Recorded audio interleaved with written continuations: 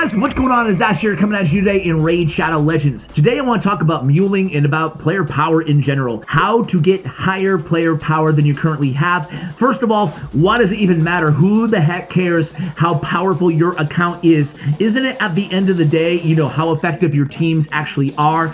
Yes, 100% true.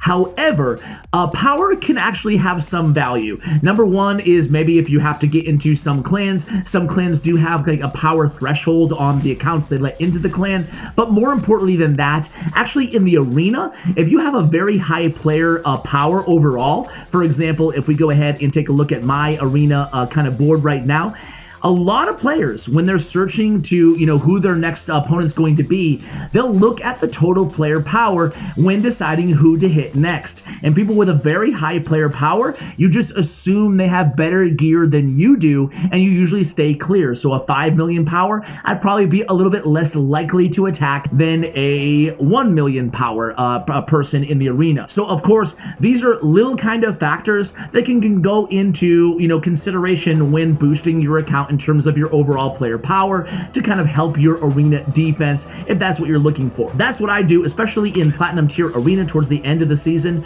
I like having a higher power, so today I want to do just that. Now, this video isn't all about how to get higher power because truthfully, it's mostly aesthetics. It's mostly like, yeah, I have high player power. It's kind of like a brag thing, right? It doesn't really mean that much. We talked about the meaning that it could bring to your account. But even more so than that, how to get higher player power actually provides the method you use to get higher player power actually will also help your account much more, and that is muling. So basically all the champions that you have that aren't in the vault, or I guess it doesn't even matter if they are in the vault, right? But that aren't in the vault, they should all be fully equipped with gear, okay? And that will factor into your player power. So when I see a champion who doesn't have a piece of gear on, I go ahead and, of course, put a piece of gear on them. So it looks like he needs a Savage, just kind of keep everything together.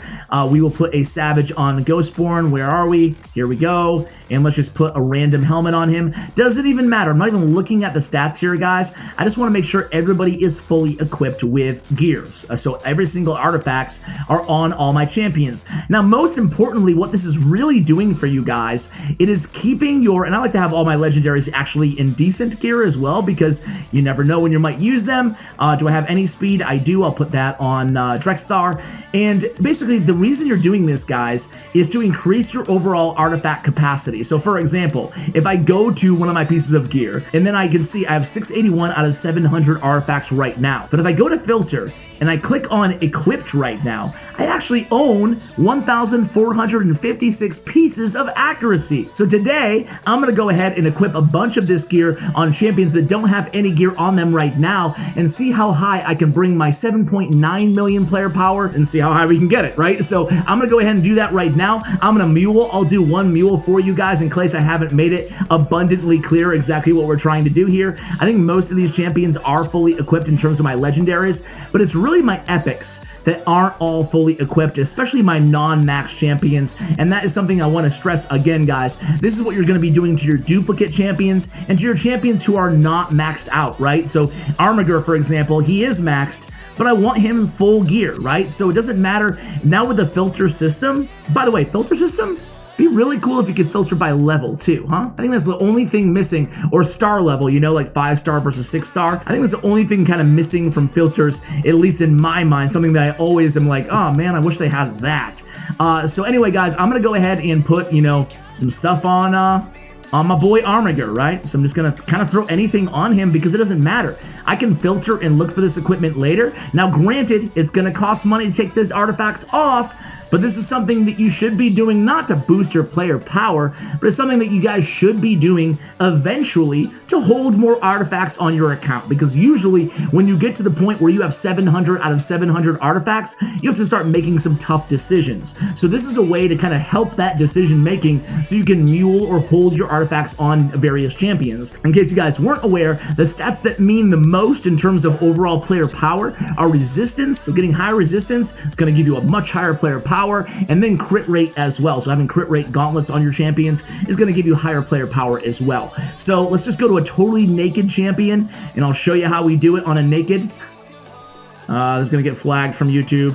All right, I need someone who's totally naked. Not halfway naked like everybody that I'm looking at so far.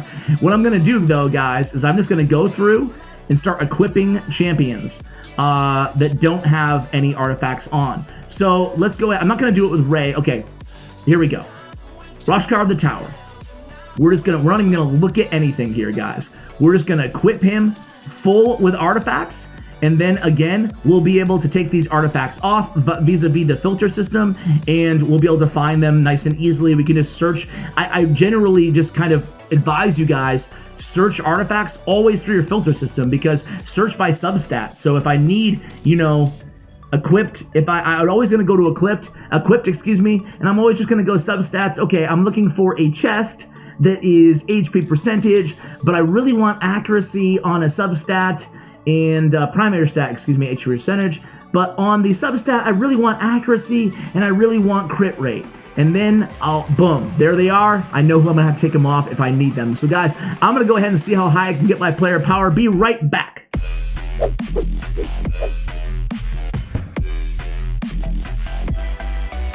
Alright guys, so here an hour and 10 minutes later, I have improved my player power to 8.4 million. Not too bad, gained 500,000 player power, 500,000 plus player power. I will note though that I spent about, I believe like 9 million silver in the last hour and 15 minutes, because what I did was when I saw artifacts that I thought had some potential, some legendary artifacts or some epic artifacts that were level 0, I went ahead and rolled them up to level 8, and if I liked what I saw, I rolled them up to level 12. So I did spend a little bit of silver in the process. Just want to be fully transparent to you guys. But most importantly, through the power of muling, I was able to, if you look here, I was able to get now I have 577 out of 700. I actually forgot how much I started this video with, but you know, suffice it to say, I cleared up a bunch of artifact space without getting rid of any artifacts. So I think it's something that a lot of you guys, you might not be there yet, but you ought to be thinking about at some point during the game. Okay, I'm gonna go ahead and think about, you know, clearing up artifact space